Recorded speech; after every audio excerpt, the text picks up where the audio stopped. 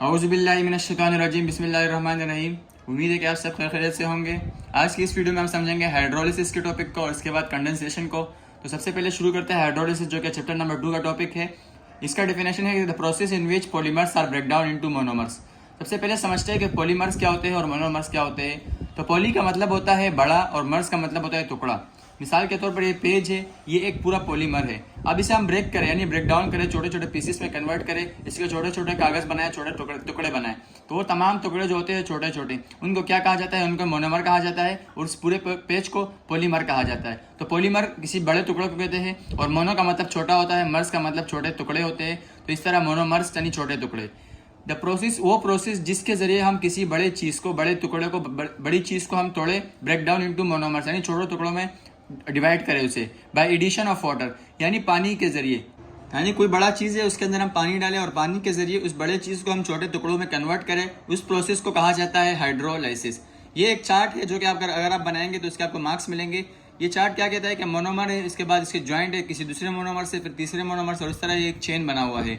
नीचे क्या दिया हुआ है कि एक मोनोमर दूसरे मोनोमर से जुदा हो गया है। किस वजह से? हाइड्रोजन और हाइड्रोक्साइल आयन की वजह से। यानी अब ये मोनोमर थे, इसके अंदर हमने पानी, बहुत सारे मोनोमर थे जो कि ऐड थे एक दूसरे के साथ, तो एक बड़ा पॉलीमर बना रहे थे। इसके अंदर पानी ऐड किया तो पानी का, मोनोमर का जो एक हिस्सा है वो, पॉलीमर का जो एक हिस्सा है वो हाइड्रोजन की तरफ चले गया, दूसरा हिस्सा हाइड्रोक्साइल आयन की तरफ चले गया यानी OH की तरफ चले गया। इस तरह जो पॉलीमर था वो अब छोटे हिस्सों में यानी मोनोमर में कन्वर्ट होना शुरू हो गया है। तो ये इस प्रोसेस कहलाता है हाइड्रोलाइसिस। इसके बाद इसकी इंपॉर्टेंस है, हाइड्रोलाइसिस की क्या इंपॉर्टेंस है। तो सबसे पहले इसके जो इंपॉर्टेंस है, पहला है कि during digestion macromolecules are break down into monomers by the process of hydrolysis. यानी जब हम कोई खाना खाते हैं तो वो बड़े तो निवाले होते हैं, उसे छोटा पीसेस में कन्वर्ट किया जाता है, सबसे पहले मुंह में, फिर उसके बाद नीचे एंजाइम उस पर रिएक्शन करते हैं, तब जाके जो मैक्रो मॉलिक्यूल्स होते हैं, बड़े मॉलिक्यूल्स होते हैं, उनको ब्रेक डाउन किया जाता है मोनोमर्स में। यानी जब कोई हम डाइजेशन करते हैं, डाइजेशन क्या कहता है कि कोई बड़ा कॉम्प्लेक्स चीज़ हो उसे हम सिंपल फॉर्म में कन्वर्ट करें, उसे डाइजेशन कहते हैं। और जो डाइजेशन है उसमें हेल्प करता है हाइड्रोलाइसिस के बड़े जो मैक्रो मॉलिक्यूल्स होते हैं, मैक्रो का मतलब बड़ा होता है, जो मैक्रो मॉलिक्यूल्स होते हैं उन्हें ब्रेक डाउन किया जाता है मोनोमर्स यानी छोटे मॉलिक्यूल में bye the process of hydrolysis यानी हाइड्रोलाइसिस की प्रोसेस से। इसके बाद सेकंड एग्जांपल है during work energy is obtain bye hydrolysis of food. यानी कि जब हम कोई काम करते हैं, मिसाल के तौर पर अगर आपने कुछ खाना खाया उसके बाद आप चलते हैं तो आपके अंदर जो एनर्जी क्रिएट होती है वो भी हाइड्रोलाइसिस के जरिए होती है। यानी आपके जो सेल है उसके अंदर ATP की फॉर्मेशन होती है, तो ATP जो है वो हम यूज करते हैं और वो जो ATP ब्रेक डाउन होता है हमें जो फॉस्फोरस का मॉलिक्यूल प्रोवाइड करता है। यानी ATP जब टूटता है तो फॉस्फोरस का मॉलिक्यूल प्रोवाइड करता है, जिसके बदौलत हम चलते हैं, फिरते हैं, हंसते हैं, काम करते हैं। तो सब के सब एनर्जी के बदौलत होता है और ये जो एनर्जी है ये ब्रेक डाउन होता है किसके जरिए? हाइड्रोलाइसिस के जरिए। ये थे इसके कुछ इंपॉर्टेंस। अब नेक्स्ट टॉपिक है कंडेंसेशन यानी व्हाट इज कंडेंसेशन। ये छोटा सा टॉपिक है लेकिन अक्सर एग्जाम में पूछा जाता है। कंडेंसेशन को जो इंट्रोडक्शन है, सबसे पहले इसको इंट्रोडक्शन को समझते हैं, बाद में इसकी डेफिनेशन को समझेंगे। It is also known as dehydration synthesis, यानी कि इसे डिहाइड्रेशन सिंथेसिस भी कहते हैं। डिहाइड्रेशन सिंथेसिस से क्या मुराद है?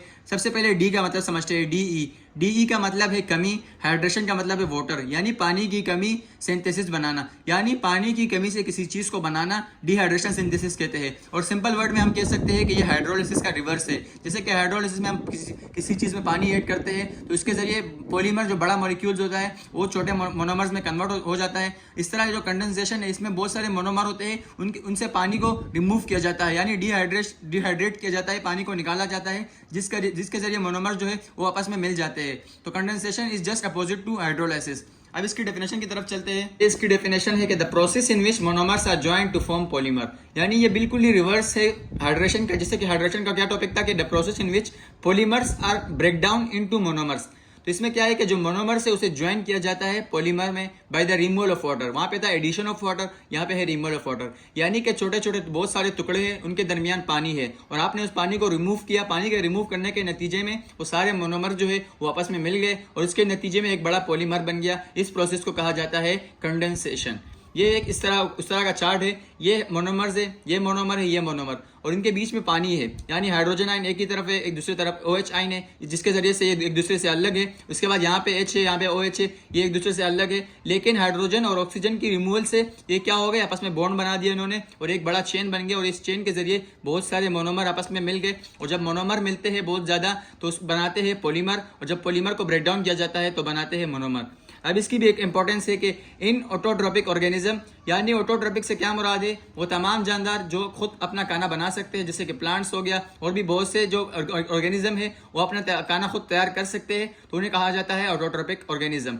तो in autotrophic organism food is being prepared by means of condensation, यानी जितने भी ऑटोट्रोपिक ऑर्गेनिज्म है उनके जो जिस्म में फूड बनती है वो कंडेंसेशन के जरिए बनती है। हम इंसानों में अगर बात करें तो हम फूड को जब ब्रेक डाउन करते हैं तो एंजाइम और उसके अलावा वाटर भी उसके अंदर अपना फंक्शन प्ले करता है, यानी हाइड्रोलिसिस के जरिए उसे ब्रेक डाउन करता है। लेकिन प्लांट में इसके अपोजिट है कि ये प्लांट जो अपना खाना बनाता है वो इस प्रोसेस से बनाता है, यानी कि कंडेंसेशन के प्रोसेस से वाटर को रिमूव करता है और अपना खाना बनाता है।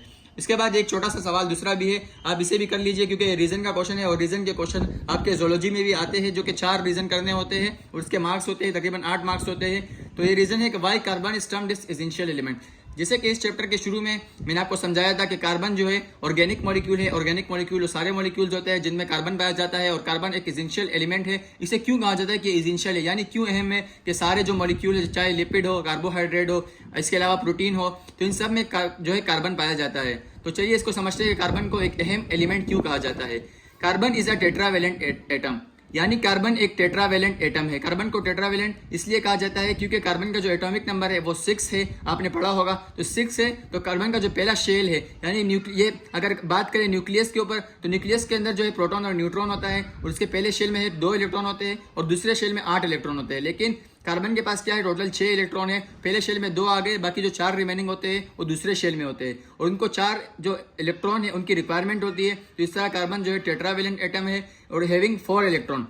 जिससे कि मैंने आपको समझाया कि कार्बन का जो सेकंड शेल है उसके अंदर 4 इलेक्ट्रॉन होते हैं और इसके साथ साथ इसको 4 इलेक्ट्रॉन चाहिए होते हैं ताकि अपने वैलेंसी को मुकम्मल करें। तो इस तरह ये 4 बॉन्ड बना सकता है कार्बन, इसलिए इसे टेट्रावेलेंट एलिमेंट कहते हैं और इसी वजह से ये इसकी अहमियत है। यानी कि ये 4 अगर बॉन्ड बना सकता है दूसरे एटम से, तो इसका मतलब ये है कि ये बहुत से चीज़ों से मिल सकता है, जैसे कि लिपिड में भी मिल सकता है, इसके अलावा कार्बोहाइड्रेट में मिल सकता है, प्रोटीन में भी मिल सकता है, न्यूक्लिक एसिड में भी पाया जाता है। तो इस तरह कार्बन जो है ये एक एसेंशियल एलिमेंट है। इसके बाद सेकंड वन क्या है कि carbon can form double triple bond, यानी कार्बन क्या है कि डबल बॉन्ड भी बना सकता है, ट्रिपल भी बना सकता है, क्योंकि इसका नेचर क्या है, टेट्रावेलेंट है। टेट्रा का मतलब 4 होता है, वेलेंट का मतलब वैलेंसी यानी कमी होती है, तो इसके अंदर 4 इलेक्ट्रॉन की कमी होती है। तो इस तरह ये डबल बॉन्ड भी बना सकता है, ट्रिपल बॉन्ड भी बना सकता है दूसरे एटम के साथ, क्योंकि इसका नेचर क्या है, टेट्रावेलेंसी नेचर है। And because of this skeleton is form, यानी इसके जरिए जब ये 4 बॉन्ड बनाता है दूसरे एटम के साथ, तो ये अपना एक शक्ल इख्तियार कर लेता है और ये एक बहुत ज्यादा, और विच इज